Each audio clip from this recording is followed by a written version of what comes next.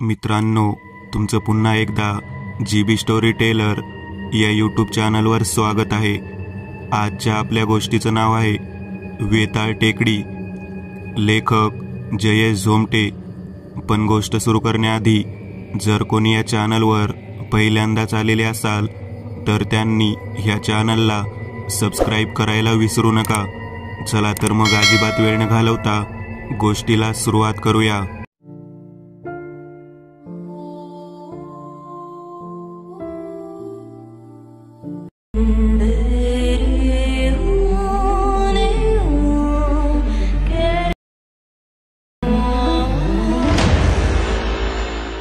रात्रीचे 11:30 वाजले गेलेले। त्यातच आकाशात अमावस्या असल्याने खाली धरतीवर अंधार पडला होता। त्याच अंधारात एक लाल मातीच्या टेकडीवरून एक दुचाकी अगदी वेगाने दगडगोटे खड्ड्यातून बेडकासारखी सपासकर असल्याने टुनटुन उड्या मारत वेगाने रस्ता कापत निघाली होती। गाडीवर एकूण 2 जण बसले होते। ड्रायव्हर सीटवर बसलेला भावर्ष नुकताच 21व्या वर्षात पदार्पण केलेला मुलगा होता। त्याचे वडील एकेकाळी गावचे सरपंच होते। आपल्या भारत देशात असा नियमच आहे म्हणा, कोणी एकदा गावचा सरपंच झालं की त्याच्या पुढील 7 पिढ्या बसून खाणार। तसंच इथेही लागू होतं। त्याच्या वडिलांनी ग्रामपंचायतमध्ये सरकारकडून येणारा पैसा खाल्ला होता, साठवूनही ठेवला होता, म्हणजेच ब्लॅक मनी होय। असो, पुढे ऐका। एकुलता एक असल्याने भावर्षचे लाड जरा जास्तच होत होते। 12वी पास होऊन पट्ट्या घरातच बसला होता। बापाने एक 2 व्हीलर गाव चपाटायला दिली होती। तीच गाडी घेऊन हा पट्ट्या आपल्या आवडत्या मित्रांसोबत म्हणजेच राजसोबत एका दूरच्या मित्राच्या वाढदिवसाला गेला होता। त्याची आई तिकडे नको जाऊस, आज अमावस्याची रात्र असल्याने तो रस्ता चांगला नाही म्हणून त्याला सांगत होती। परंतु आताची स्वतःच्या नियमावलीनुसार वागणारी पोरं ती ऐकणार तरी कशी? काय तर म्हणे माय लाईफ माय रूल्स। आईचं न ऐकता तो आपल्या राज नामक मित्राला घेऊन दूरच्या एका बर्थडे पार्टीसाठी जायला निघाला। राज आणि भावर्ष तसे म्हणायला दोघी अगदी मिळती जुळती क्वालिटी होती। बर्थडे पार्टीत जेवण खावण करून मग मित्राचा निरोप घेऊन दोघेही 2 तासानंतर परतीच्या वाटेला लागले होते। आताचं युग कसं बदलत चाललं आहे नाही का? एक 12-13 वर्षाचा मूल सिगारेट पित आहेत। मी का भले खोटं बोलू, स्वतःच्या डोळ्यांनी पाहिलं आहे मी। परंतु त्यांना अशा कमी वयात हे सर्व असले धंदे का करत आहात? तुमच्या आईवडिलांनी तुम्हाला हे शिकवलं आहे का? असं विचारू मात्र मी शिकलो नाही का तर माझ्यात हिंमत नव्हती का, असा प्रश्न तुमच्या मनात आला असेल। परंतु तसं नाहीये। मी 1-2दा तर प्रयत्न केला होता, परंतु त्यांनीच मला 1-2 बाता सुनावल्या। तुला काय करायचंय रे? तुझ्या बापाच्या पैशातून पितोय का? तेव्हापासून ते संत महात्म्यासारखे अनमोल विचार ह्या कलियुगात मी वाटण्याचं सोडून दिलंय। असो, कथेकडे पाहूयात। राज भावर्ष दोघांनीही पोटात 1-2 दारूचे पॅक जिरवले होते। आता गाडीवर ते दोघे तोंडात चिंगम टाकून सिगारेटचे झुरके मारत निघालेले। भावर्ष गाडी चालवत होता तर त्याच्या मागच्या सीटवर राज बसलेला। त्याच्या तोंडात एक पेटती सिगारेट होती जी की अर्धीच राहिली होती। 2-3 झुरके घेतले की संपली। बस राज, भावर्षने गाडीचा 3रा गिअर टाकला। एक्सिलेटर पिल। हा काय रे? अरे आई आज आपल्याला अडवत का होती? अरे काय नाही रे भावा, ह्या टेकडीवर म्हण बुटांचा राजा राहतो। राज नशा चढल्यासारखा बोबडा बोलला। काय कोण राहतो? अरे भूतांचा राजा रे। अरे तुला भूतांचा राजा म्हणायचंय का? हो हो। राजने तोंडातली सिगारेट हातात घेऊन फेकून दिली। काही सेकंद ती जळणारी सिगारेट हवेत भिंगरीप्रमाणे भिंगली, मग हलकेच जमिनीवर पडली। त्या सिगारेट मागून हे दोघे बसलेली गाडी मागची लाईट पेटवत अगदी वेगाने पुढे निघून गेली। ती सिगारेट अद्यापही लाल मातीवर तांबड्या निखाऱ्यांसहित जळत पडलेली। त्या सिगारेटपासून ठीक 4 पावलांवर एक छोटीशी देवळी दिसून येत होती। त्या देवळीत एक दिवा तेवत होता। त्या तेवणाऱ्या दिव्यापुढे एक पाषाणाची, काळ्या मस्तकाची, 2 भेदक डोळ्यांची, धारधार नाक असलेली व एक रुबाबदार मोठी मिशी असलेली वेताळाची मूर्ती होती। ती वेताळाची करडी, रागीट, भेदक नजर त्या सिगारेटवर रोखून पाहत होती असा भास होत होता की झपकन न जाणे कुठून एकदमच एक हवेचा झोत आला. ती सिगारेट विझून गेली. जमिनीवर चोहो दिशेना लाल माती पडलेली दिसत होती. जणू लाल मातीची टेकडीच असावी ती.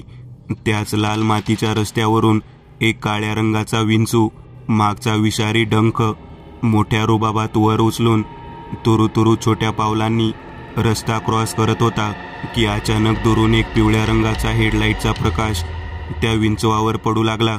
मग इंजिनचा घरघर आवाज जवळजवळ येत हवेच्या वेगाने टू व्हीलरची 2 चाक त्या विंचवाजवळून लाल माती हवेत उडवत पुढे निघून गेली. हा भूतांचा राजा म्हणजे कोण? भावर्सने प्रश्न केला. राजने त्याच्या ह्या वाक्यासरशी काही क्षण विचार केला व म्हणाला, वेताळ. वेताळ. त्याच्या तोंडून जसे हे वाक्य बाहेर पडलं त्या टेकडीवरूनच एक आवाज आला, धम. वेताळ म्हणजे? अरे तुला वेताळ नाही माहीत? राज म्हणाला. का रे, परीक्षेत प्रश्न येणार होता का त्याचा? आबे तसं नाही रे. गावातली सगळी माणसं घाबरतात ना त्याला. का तर म्हणे त्याच्याशी वाईट वागल्यावर कोप बसतो, तो रागावतो आपल्यावर. अच्छा, अजून काय म्हणतात?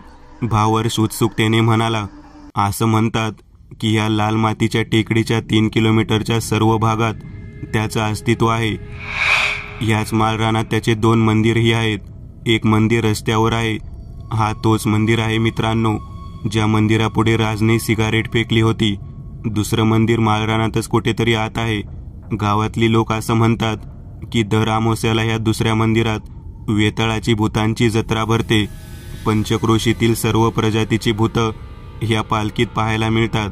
आणि अजून एक, मी एका गावकऱ्याकडून ऐकलंय की ह्या माळरानात आपल्या गावचं जुनं आता वापरात नसलेलं एक स्मशान आहे, ज्या स्मशानभूमीतून ठीक रात्री 12 वाजता वेताळाची पालखी निघते. मयत एका प्रेतयात्रेत जसं अपशकुनी स्वरांची मैफिल रंगते तसेच ह्या वेताळाच्या पालखीत भूतं ढोल ताशे वाजवतात.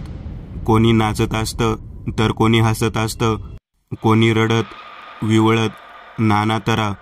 पण एक मात्र आहे, जो कोणी पालखी पाहतो तो पुढच्या अमावस्याला ह्या पालखीत दिसतो. रातच्या ह्या शेवटच्या वाक्यासरशी गाडी धक्के खात बंद पडली. काही वेळ अगोदर जो इंजिनचा घरघर आवाज येत होता तो आवाज बंद झाला. आता आजूबाजूला कुठेही वस्ती दिसत नव्हती. जिकडे नजर जाईल तिकडे लाल माती, तर काही बाई झाडं पसरली होती. त्या झाडांचा आसरा धरून लपलेला अंधार आपल्या गर्भात लपवून ठेवलेल्या रातकिड्यांना विवळण्यास भाग पाडत होता. राज गाडीवरून उतरला. त्याच्या मागोमाग भावर्षही उतरला. शट, या गाडीला पण आताच बंद व्हायचं होतं. भावर्षने असं म्हणतच गाडीला लाथ मारली. काय, गाडी बंद झाली? आता काय करायचं? राज आपलं तोंड मोठं करत म्हणाला. आता? भावर्षने एक भुवई उंचावली. पुढे म्हणाला, 2 पाय काय भीक मागायला दिले आहेत का? भावर्षचा स्वर शेवटच्या वाक्याला जरासा उंचावला. राजने शिवी ऐकून निर्लज्जपणाचं आव्हानात हास्य दिलं. तसा भावर्ष गाडीला धक्के देत पुढे पुढे घेऊन जाऊ लागला. कारण गाडीला ह्या माळरानावर सोडणं धोक्याचं होतं. गाडी कोणी चोरी वगैरे केली तर? राज भावर्ष दोघे गप्पा गोष्टी करत पायाखालची लाल माती तुडवत निघालेले. तसे मागे गाडीचे टायर, त्या दोघांच्या बुटांचे ठसे लाल मातीवर उमटलेले दिसत होते. भावर्ष, काय पण बोल भावा, पण पार्टीत खूप मजा आली हो ना? भावर्षने गाडीचं हँडल राजकडे दिलं. तसं आता राज गाडी ढकलू लागला. आणि तुम्हाला त्या वेताळबद्दल अजून काहीतरी माहिती सांगत होतास ना? माहिती म्हणजे तुला काय ते सर्व खोटं वाटतं का? राजने गाडी जागीच थांबवली. तो उत्तराची अपेक्षा ठेवून भावर्षकडे पाहू लागला. परंतु झालं उलटच. भावर्ष दात दाखवत हसू लागला. हसतोस काय? खरं आहे ते. माझ्या आजोबांनी सांगितले मला. आणि अनुभव घेतलेली माणसं भले खोटं का बोलतील? अनुभव? भावर्ष मनसोक्त हसला. मग काही वेळाने थांबून पुढे म्हणाला, मीठ मसाला लावून सांगितलेल्या गोष्टी नेहमी खऱ्या नसतात रे. आई शपथ सांगतो भाई, मी जेवढं काही सांगितलं ते खरं आहे. राजने एका हातात हँडल धरला व दुसरा हात गळ्याला लावला. त्याच्या गळ्यात एक काळा धागा त्यात एक हिरवी तावीज होती आणि राजच्या हातात एक काळ्या रंगाचं घड्याळ होतं. आपसुकच नकळत भावर्षी नजर त्या घड्याळाकडे गेली. घड्याळात 11:55 वेळ दिसत होती. अच्छा, तू हे सगळं खरं सांगतोयस ना? तर ठेवतो मी विश्वास, पण एका अटीवर. अट? कसली अट? बघा, जसं की तू म्हणालास की दर अमावास्येला जुन्या स्मशानातून रात्री वेताळाची पालखी निघते, तर आता 12 वाजायला 5 मिनिट शिल्लक आहेत आणि ते स्मशान इथून फक्त 10 मिनिटांवर आहे. हा तर? राजने प्रश्न केला. तर मग असं की आपण त्या स्मशानात जायचं आणि पाहायचं की खरंच वेताळाची पालखी निघते का, आणि जर पालखी वगैरे तिथे निघत नसेल तर तुम्हाला 500 रुपये द्यायचे, आणि जर पालखी निघली असेल तर? राज पटकन म्हणाला. तर मग?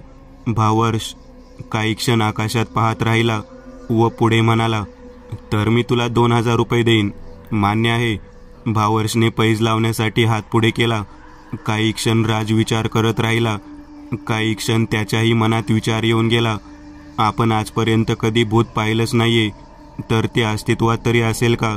लोक सांगतात, पण आपण पाहिलं आहे का? नाही. तसेही भावर्षे 500 रुपये आपल्यावर उधारच होते. हारलो तर हारलो. ठीक आहे. राजने भावर्षच्या हातावर हात ठेवला. रातकिड्यांची किरकिर उभ्या आसमंतात गाजत होती. जणू अंधारात या रातकिड्यांची मैफिल जमली असावी. गाडी रस्त्या बाजूला स्टँडवर लावून दोघेही मोबाईल टॉर्च चालू करून स्मशानाच्या दिशेने निघाले. आजूबाजूला मोठमोठी झाडं झुडपे होती. खाली उन्हाने वाळलेली सोनेरी गवत होतं. त्या गवताला तुडवत दोघेही स्मशानाच्या दिशेने जायला निघाले होते. खाली गवतातून कधी सळसळ करत काही साप वगैरे वाकडं तिकडं शरीर फिरवत ह्या दोघांच्या चावलीने दूर पळत होते. परंतु त्या मुक्या जनावराची कमी आणि या दोघांची जास्त फाटत होती. स्मशानात पोहोचताच भावर्षराज दोघांनी एक कटाक्ष समोर टाकला. पुढे 4 गंजलेले लोखंड होते, ज्यावर प्रेतचिता लाकडं ठेवून जाळलं जात. कोणी या जागेस पवित्र मानत असत, का तर हीच ती जागा आहे ज्या जागेतून मानवाच्या आत्म्याला शांती मिळते, पुढची गती मिळते. परंतु काही जण ह्या जागेला अपवित्रही मानतात, कारण या जागेत ज्या आत्म्यांना मुक्ती मोक्ष मिळत नाही ते इथेच भटकतात, आपला बस्तान मांडून बसतात. काळ्या निळ्या पडलेल्या झाडांच्या आकृत्यांमधोमध हे स्मशान होतं.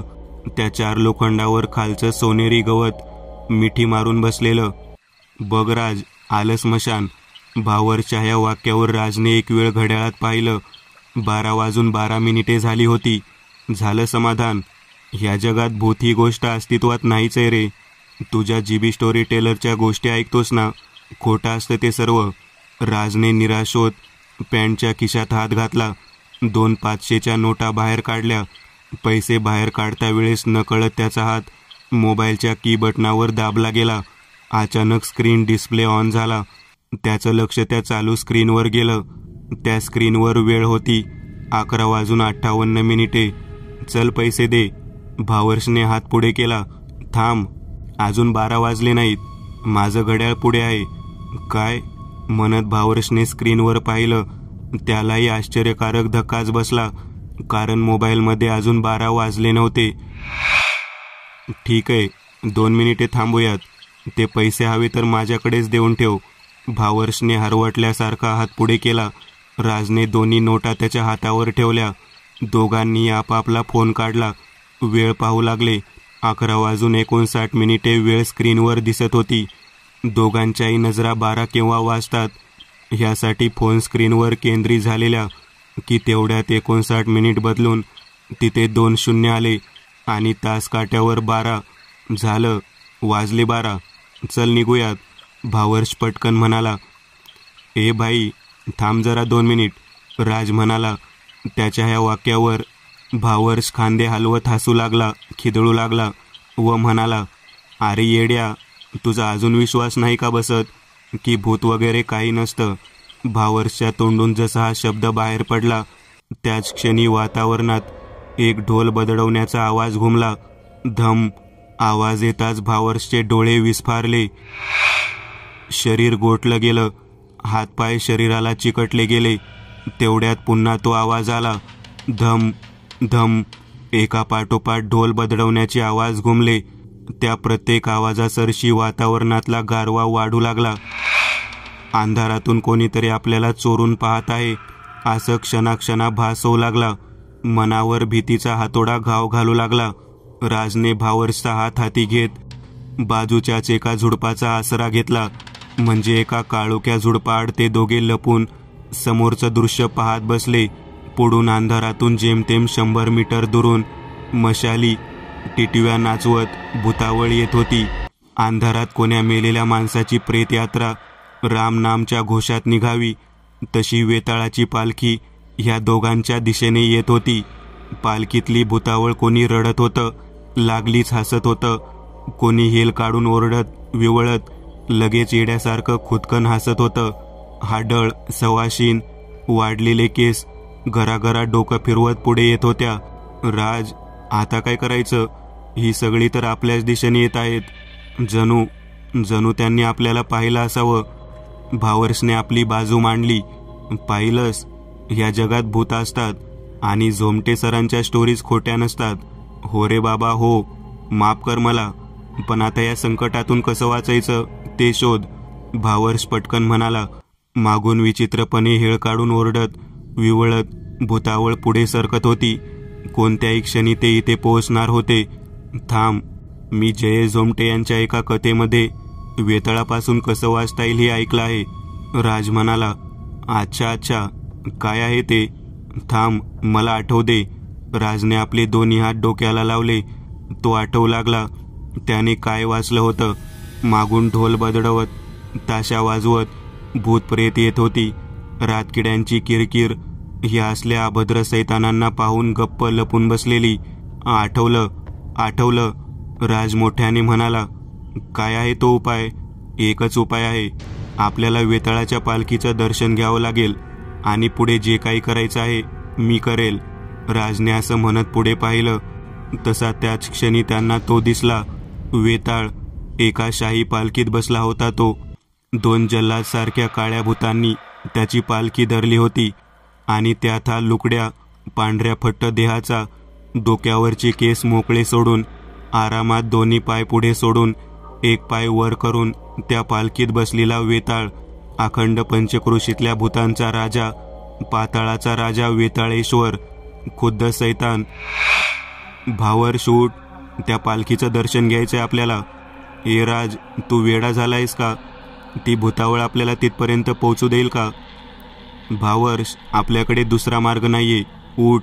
अरे पण राज, भावर्ष इतकेच म्हणाला असेल की तोच राजने त्याचा हात हाती घेऊन त्या पालखीच्या दिशेने पळ काढला.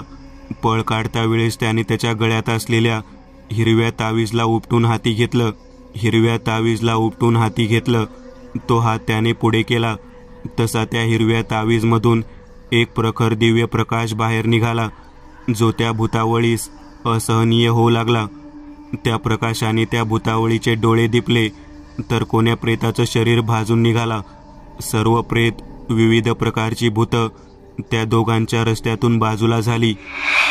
10-12 पावलं चालून राज, भावर्ष दोघांनी पालखी गाठली. पालखीच्या गोंड्यावर हलकेच दोघांनी डोकं टेकवलं. वेतोबा, माफ करा आम्हाला, राज मोठ्याने ओरडलाच. भावर्ष तर एकटक वेताळाकडे पाहत बसलेला. काय ते रूप, काय तो सोंग. भावर्ष पळ. राजचा मोठ्याने ओरडण्याचा आवाज आला. त्या आवाजाने भावर्षची तंद्री भंग पावली. दोघेही पुन्हा भूतावळीतून बाहेर पडले. 20 पावलं चालून थांबले. राजने कटाक्ष भूतावळीवर टाकला. प्रत्येकाच्या डोळ्यात अंगार भरला होता. इस्तवासारखी क्रोधित नजर दोघांवर खिळली होती. राजने बाजूचा एक दगड उचलला. तोच दगड वर हवेत उंचावून खाली आणत थेट तर्जनीवर मारला. भीतीपोटी त्या वेदनेचं त्याला काहीही वाटलं नाही. त्या तर्जनीतून निघणाऱ्या रक्तातून त्याने लाल मातीवर ओम काढला. तसा त्याच क्षणी त्या ओममधून एक स्फटिकासारखा सफेद प्रकाशित गोळा जमिनीतून बाहेर निघाला व थेट हवेत उडत पुढे पुढे जाऊ लागला. भावर्ष चल. राज भावर्ष काट्याकुट्यातून पळत त्या सफेद प्रकाशित गोळ्यामागे धावू लागले. 5-6 मिनिटे गोळ्यामागे धावून तो गोळा भावर्षच्या गाडीसमोर येऊन आपोआप हवेतच फुटला. भावर्ष गाडीवर बसला. त्याच्या मागोमाग राजही आला. त्याने कटाक्ष मागे टाकला. मागून 4 पायांवर चालत तर हवेत उडत, वाकुल्या दाखवत भूतप्रेत या दोघांच्या दिशेने येत होती. भावर्ष गाडी चालू कर, ते आले. भावर्षने कटाक्ष मागे टाकला. भीतीपोटी त्याने शरीरात होती नाही तेवढी ताकद पणाला लावली आणि एक जोरदार किक मारली. पुढच्या क्षणाला गाडीचा इंजिन घरघर करत चालू झाला. मागच्या नळीतून पांढरट धूर बाहेर पडला. भावर्षने एकाच वेळेस 2 गिअर शिफ्ट केले. क्लच सोडला तसा वाऱ्याच्या वेगाने गाडी मागची टायरला लागलेली लाल माती हवेत उडवत पुढे निघून गेली. दोघेही त्या संकटातून सुखरूप वाचले. पैजेप्रमाणे भावर्षने राजला 2000 रुपयेही देऊन टाकले. पुढच्या अमावस्येला तीच अंधारी रक्तपिपासू रात्री झाली होती. एक 4 चाकी गाडी एका लाल मातीच्या टेकडीवरून वेगाने पळत येताना दिसत होती. गाडीत एक म्हातारी बसलेले दिसत होती की अचानक गचके खात ती गाडी रस्त्याच्या बाजूला थांबली. गाडीचं दार उघडून एक म्हातारा बाहेर आला. अरे इस गाड़ी को काय हो गया, क्या हो गया, हमको जल्दी पहुंचना मांगता है. त्या ख्रिश्चन म्हातारीने असं म्हणतच घड्याळात वेळ पाहिली. वेळ होती 12:00 आणि तेवढ्यात एक आवाज आला, धडाम धम. मित्रांनो, आज पुरतं एवढंच. तुम्हाला जर काही गोष्ट आवडली असेल तर नक्की लाईक करा. तुमच्यापैकी बरेचसे जण व्हिडिओ लाईक न करताच पळून जातात, पण हा जर व्हिडिओ तुम्ही लाईक केला तर मला जरा बरं वाटेल आणि असेच भारी भारी व्हिडिओ बनवायची माझ्यात एनर्जी येईल. त्यामुळे नक्की लाईक करा. आणि अजूनही कोणी या चॅनलला सबस्क्राईब केलेलं नसाल तर लगेच सबस्क्राईब करून टाका. आणि बाजूची घंटी ती मात्र दाबायला विसरू नका. देवाची घंटी आहे ती. चला तर मग पुन्हा भेटूया अशीच एक आगळी वेगळी गोष्ट घेऊन पुढच्या